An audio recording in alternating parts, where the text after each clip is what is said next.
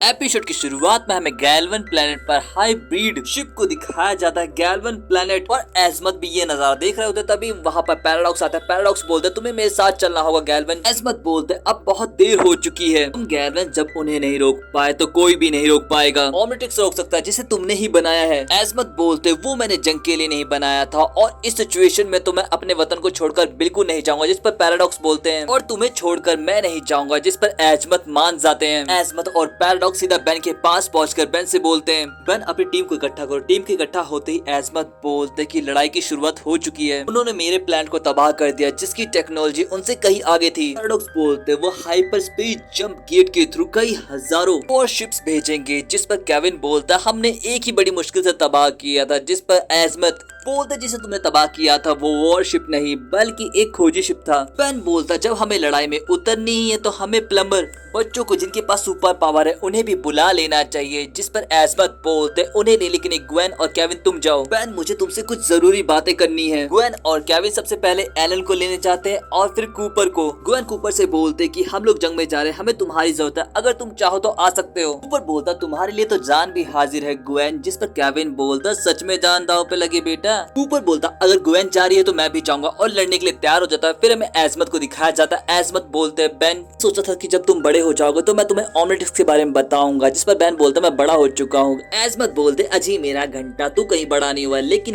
वक्त को देखते हुए मैं तुझे बता देता हूँ कि मैंने इसके अंदर 10 लाख एलियंस के डीएनए डाले हैं जिनसे हम वापस से उन्हें रिवाइव कर सकते हैं। ओमनिट्रिक्स ही सभी एलियन प्रजाति की आखिरी उम्मीद है और अगर तुम इसके साथ जंग में खत्म हो गए तो वो उम्मीद भी खत्म हो जाएगी, इसीलिए मैं तुम्हें जंग में हिस्सा लेने नहीं दूंगा।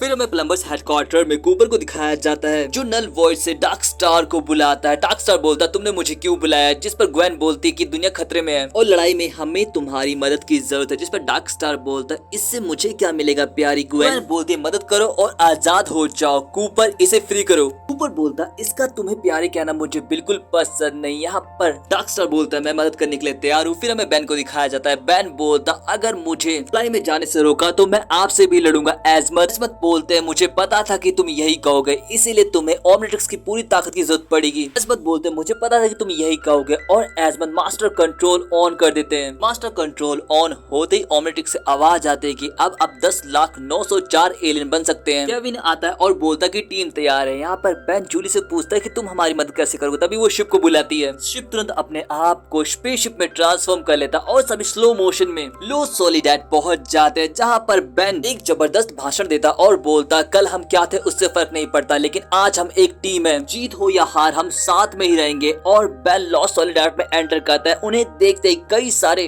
टीएन एलियंस आकर उनका धमाकेदार वेलकम करते हैं, लेकिन पूरी टीम बहुत ही अच्छा प्रदर्शन करती हुई आगे बढ़ने लगते हैं। लेकिन तभी डार्क स्टार पर एक डीएन एलियन मुक्का मारता है जिससे उसका मास्क निकल जाता है। इससे डार्क स्टार गुस्सा होकर पूरी ताकत से एनर्जी खींचने लगता है। बेन उसे रोकता है और बोलता है ये भी इंसान है, इन्हें तकलीफ मत दो। जिस पर डार्क स्टार बोलता है जंग में सब कुछ जायज है और अब क्या तुम इनकी मरम्मत करोगे। जिस पर बेन बोलता है इस पे सोचा जा सकता है और बेन ओमनिट्रिक्स की मदद से ओमनिट्रिक्स को कमांड देता है कि जितने हो सके उतने डीएन एलियन को इंसान बना दो। बेन को दूर से ऐसा करता देख कूपर भी देख रहा होता है, लेकिन बेन ओमनिट्रिक्स के ओवर यूज की वजह से बेहोश हो जाता है। केविन बेन के पास आता और बोलता कि लड़ाई करने की सलाह देकर ये बंदा सो रहा है। एजमत बोलते कि बेन ने ओमनिट्रिक्स के पावर रिजर्व को भी यूज कर लिया, इसीलिए बेहोश हो गया। बेन बोलता तो क्या मैं अब इसका इस्तेमाल नहीं कर सकता। तभी कूपर बोलता उसकी जरूरत नहीं है और कूपर अपनी पावर से ऐसी गन्स बनाता है जो टीएन एलियंस को फिर से इंसान बना देती है। सभी अपने मन से गन्स उठा लेते हैं और तेजी से डीएन एलियंस को इंसान बनाते हुए आगे बढ़ने लगते हैं। तभी हाइब्रिड बेन पर अटैक करता है, लेकिन बेन अपचक बनकर उनका हमला उन्हें लौटा देता है,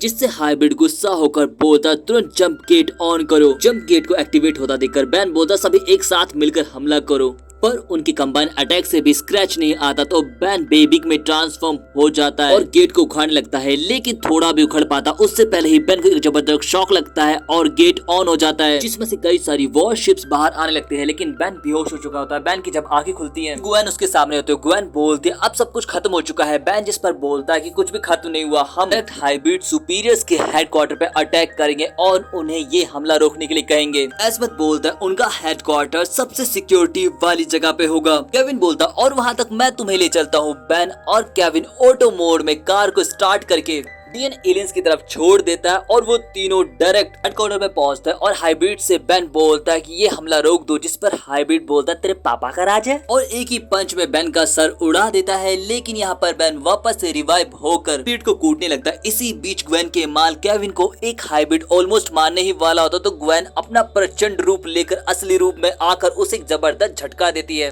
केविन बोलता शांत हो जाओ ग्वेन, जिस पर ग्वेन बोलते मुझ में अब इतनी पावर आ चुकी है, मैं अकेले ही इन्हें हरा सकती हूँ। जिस पर केविन बोलता लेकिन इससे तुम खुद को खो दोगी और मैं तुम्हें खोना नहीं चाहता, तुम सुन रही हो, फिर से इंसान बन जाती है और बोलती मैं सुन। इसी बीच बेन हाइब्रिड को बांध देता और बोलता जल्दी से इन हमलों को रोको। हाइब्रिड बोलता इस जंग को रोकने का अधिकार सिर्फ हमारे बॉस को है जो हमारे वतन में है, तुम उन तक कभी नहीं पहुँच पाओगे। तभी कई सारे डीएन एलियन उन्हें घेर लेते हैं, लेकिन मैनी और हेलन के साथ ग्रैंडपा भी वहाँ पर पहुँच कर बोलते तुम ठीक तो हो बेन। बेन बोलता अच्छे टाइम पे आए आप ग्रैंडपा, आप यहाँ संभाले, मुझे कहीं जाना है, और वो जूली को कॉल करता है। बेन के बोलते शिप वहाँ पर पहुँच जाता है। एजमत पूछते कि हम सब कहाँ पे जा रहे, जिस पर बेन बोलता है कि हम ट्रांस डायमेंशनल गेट से हाइब्रिड की घर जा रहे हैं, और गेट को पार करते ही वो लोग हाइब्रिड के वतन पहुँच जाते हैं। लेकिन वहाँ पर क्रैश लैंडिंग के साथ बेन बेहोश हो जाता है। बेन की जब आंखें खुलती हैं, बेन तुरंत ह्यूमंगसौर में ट्रांसफॉर्म होता है और एक हाइब्रिड को पकड़कर पूछता है कि तुम्हारे सरदार कहाँ है।